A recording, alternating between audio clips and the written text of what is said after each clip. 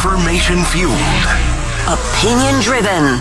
This is Nashville's Morning News with Dan Mandis. And so, my fellow Americans, we talk news. 8:07, Nashville's Morning News on Super Talk 89.7 W10. Good morning to you, friends. Very important House Judiciary Committee meeting is going to be taking place in about an hour. And it's a meeting about whether or not chemical companies should be immune from lawsuits stemming from pesticides used in their products.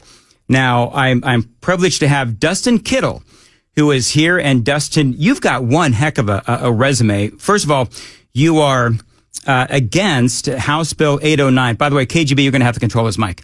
You are against HB 809, which would give these chemical companies immunity. And it all has to do with the EPA label. So we're going to get into that, but I want to, real quick, just introduce people very quickly to who you are, Dustin Kittle. You are a rancher out of Santa Fe, and you grew up on ranches. That's right. You are an agricultural attorney, and you also have a really interesting connection to Robert Kennedy and the Trump campaign. Absolutely. I worked with Bobby Kennedy and his campaign leading up to the election, and following the election actually assisted as far as vetting certain people that are in positions now in the federal government. So that was certainly a privilege, and you know, my views on this align closely with the MAHA movement as far as we're pro-agriculture, but we've got to also at the same time protect our environment and protect the public. All right. So as a rancher, you know all about, the chemicals that these companies are using and so forth. And so I want you to explain for folks, because I'm not clearly as well versed as you are in all of this. So I want you to explain what exactly, and just so people know, I'm inviting advocates for HB 809 on the show tomorrow, so everybody is represented. But talk about what HB 809 would do, because effectively, and I say the word effectively because that's where the labels come in, it would provide some of these chemical companies immunity from class action lawsuits. That's correct. Essentially what they've done here is you have a number of personal injury actions that have occurred through the years due to these chemicals causing cancer. Glyphosate. And glyphosate, and which is an main ingredient as far as Roundup. And if you look at these cases that have been going on over the last decade, really, the percentage of cases that have been won by the individuals that have been impacted by these products is very high. And in fact, you've got companies like Bayer that have paid out as much as $10 billion to have to resolve these cases. And, so it's a situation to where causation has been proven in a court of law, and they have not been able to get the best of the public in the court. So now they have went to the state legislatures and said, we do not believe that we should be subject to a lawsuit at all, so long as the EPA has essentially approved our product. And, their whole argument here is the label doesn't say that the product doesn't cause cancer. But here's the whole issue with that is the fact that these companies are so intertwined with the EPA. They are the ones providing the information to the EPA. In fact, if you look at this litigation, what has come out is the fact that a lot of these studies the EPA relied on were ghostwritten by Monsanto's and the Bayers. So it's almost like, because I talk about this all the time, where the revolving door between like the FDA and the pharmaceutical companies. Absolutely. It's the same thing. It's the exact same thing, where we've got, for example, you go back to COVID, you look at these vaccine injuries and the fact that pharmaceutical companies have immunity. That is exactly what these chemical companies are trying to do here as far as getting immunity. So it seems to me like the EPA, it's like the state, the purpose of the bill is to almost use the EPA as cover for the chemical companies. And it narrows down to where a company like Bayer Monsanto, they can focus all of their attention then on just convincing the EPA as opposed to convincing courts across the entire country. But, you know, what is clear here is that this is a desperation move on their part. They've lost these suits. In fact, they've argued this exact same issue in the suits as far as preemption with the EPA and saying that the EPA should be the ultimate standard and the individuals should not have a failure to warn claim. And they've lost that argument in the courts, so now they're trying to essentially lobby these legislators to pass this bill. And this is going on all across the country. I mean, you're talking about, if I did some research, 15, 16 states have been going through this kind of legislation? That's exactly right. And they're saying that before it's over, there'll be about 21 states that they're going to present this legislation to. So I've heard the commercials, and they run here on WTN, I think, and they're all over the place. And part of what the advocates for the bill will say is that if this bill passes, then it'll lead to higher food prices and all that kind of stuff. And the farmers won't be able to do their jobs and so on and so forth. Is that true? No, that's complete fear mongering. You look at the states that have already voted this bill down. They've not removed their products off the shelf. And you know, that's the deal here, is that the common sense is leaving this status quo to where nobody's trying to ban these products.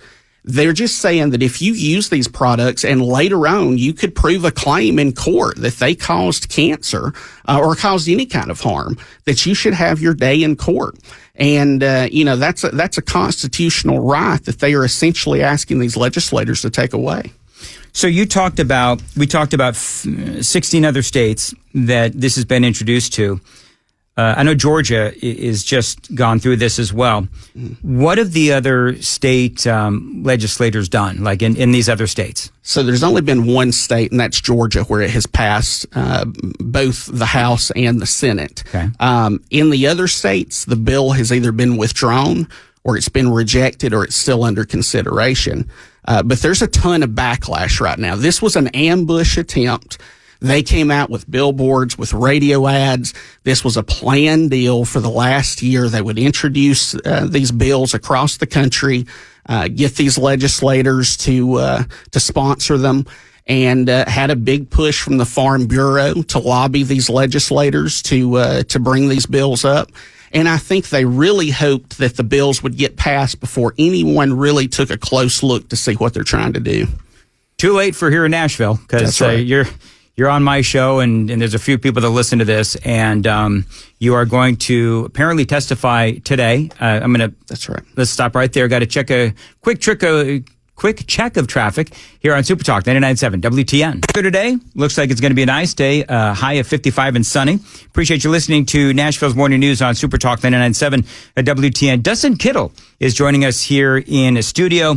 Today there is going to be a meeting, a House Judiciary Committee hearing on Tennessee's immunity bill for chemical manufacturers. It is known as HB 809, and it is all about protecting, really, it seems to me, protecting the chemical companies from class action lawsuits because of the products in the chemicals in their products that could cause cancer, among other things. What kind of products are we talking about? Most of these cases involve Roundup, the chemical glyphosate. There is also a chemical that is paraquat that is a chemical that's produced by Syngenta that has been shown in some cases to have caused Parkinson's.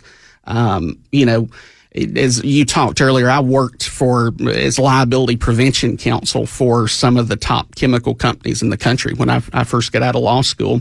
And, I can tell you from these studies, they can make these studies say whatever they want to. And the truth ultimately comes out, but we're talking about decades later. These are products that have been on the market for 40 years, and we're just now, as we see the higher incidence rate of cancer, we're just now really seeing what the potential harm is. Because it takes years to actually manifest and show itself? And is there a way to actually prove, and I don't know this, is there a way to actually prove if, I ended up with cancer at the age of 60, is there a way to prove that in my 30s I was using Roundup, and I say, well, it's because of the Roundup that I used? Is there a way to prove that? There are different ways to prove that. One is that Roundup tends to cause a very specific type of cancer, non-Hodgkin's lymphoma. And, they can line that up and to be able to show causation. And again, they're losing these cases, and these chemical companies could hire any attorney they want to in the country. They can hire any expert, and they can pay these experts, and they're willing to say whatever they want them to say. And the fact that they're still losing these cases is strong evidence that there is causation that's definitely provable. When you mentioned earlier that the bills have been withdrawn, on what basis are they being withdrawn? Is it because they know they're not going to win? Quite frankly, it's embarrassment. I mean, that's my opinion on it. Is you've got some of these representatives that have sponsored these bills without knowing what the full story was. They were approached by entities like Farm Bureau and these different crop associations and told, hey, this is just a bill to try to level the playing field. And now all of a sudden they're finding out, no, they were sold a bill of goods on this too. And so you're seeing them withdraw these. And I think it's to prevent them from being primaried down the road because, this new wave of the conservative movement is opposed to regulatory capture. And that's what this bill is trying to protect, is we're going to put all of our eggs in a federal agency's basket, as much as we've heard in recent months with the efforts of the Trump administration to clean up some of this corruption. And these bills are being brought by Republican representatives. And so I see them withdrawing them. I see them switching their votes on it because I think they're finally becoming educated to the fact that not only are they on the wrong side of this, but they're going to take a lot of heat in the weeks ahead if these bills get passed. So what was different about the Georgia bill? Because you said this just did pass in Georgia. A version of this passed in Georgia. So Georgia, they got in Georgia pretty early. And Georgia, if I believe I'm correct on this, limited it to just immunity as far as domestic corporations and segmented out the foreign corporations. That really doesn't change anything because they can claim that they're domestic, even when we're dealing with Bayer, which is a German company. They can still claim domestic manufacturing on these issues. And, my hope is that Governor Kemp in Georgia will veto this bill. But I think it was just a product of they got in early there before really the mainstream could catch on as far as what was going on. You mentioned the Farm Bureau, and how do farmers, you're a farmer, and so how do farmers feel about this? The farmers that are not being manipulated by Farm Bureau are opposed to it. The farmers are ultimately the ones that will suffer on this. And again, to be very clear, nobody's trying to take the chemicals away. Now, there might be a day in the future where we find out conclusively that these products are causing cancer and they need to be taken off the market. But right now, nothing about this effort in opposing this bill is trying to eliminate these chemicals. All it's saying is that a farmer that uses this, that 10 years down the road might be diagnosed with cancer, they would at least have the right to go back and to prove in a court of law that there's causation there to be able to recover their damages. I got to ask. This is just me talking, but it seems like everybody knows that Roundup and these kinds of products cause cancer. Why do people still? I don't use these products. Why do people still use these products? Well, quite frankly, I would say that these companies know it does as well. And it's, you look at what they have put out as far as products in Europe are different than the formulations that they put out here. They also have removed glyphosate from the home Roundup. And so they know they have an issue. really the EPA is the only body that has come out and said that they don't believe there's a link to cancer. And again, what has come out in this litigation, not through any kind of federal agency investigation, but through these lawsuits, it has come out that Monsanto was writing most of the studies that the EPA ultimately relied on. But you look at every other entity that's looked at this, and by and large, they all say that there is a connection between glyphosate and cancer. It is ironic, I believe, that you were talking about the farmers that you're trying to protect, but there are farmers, you say, that are being manipulated by the Farm Bureau. It is ironic that you're trying to protect the farmers who are more than likely pushing against what you're trying to do. Yeah, it is. And part of that is just, you got to look at this from the long view. And, I grew up on a farm. My dad was a farmer, and my dad used a lot of these products as I was growing up. We didn't know then what we know now. And we don't know now what we might know in 10 years about these products, which is another reason. I mean, we're gaining information all the time. And, as the EPA hopefully is weeded out as far as this corporate capture that has went on there, we may see a lot more as far as manipulation. We define corporate capture for me. Yeah, corporate capture would be you have companies like Bayer and Monsanto, no different than like in the pharmaceutical industry, to where they have such a close relationship with these federal agencies that they pretty much tell them what to do. And a lot of times you'll see people, for example, work in the EPA and they leave the EPA. They've done a lot of favors to Bayer. They would go to work for Bayer. Same thing that you see in the pharmaceutical industry. Yeah, so it's I call it the revolving door. Absolutely. Where you leave the pharmaceutical industry and you go work for the regulatory agency that regulates the pharmaceutical industry, and it's very incestuous. Yeah, I think absolutely. Okay, so what is going to happen today? Are you actually going to be testifying in opposition to House Bill 809? So yes, I'm designated to testify today. There will be other individuals that testify. I know there's going to be a toxicologist that is designated to testify today in opposition to the bill. Our effort today is to try to convince these representatives to take a closer look at this.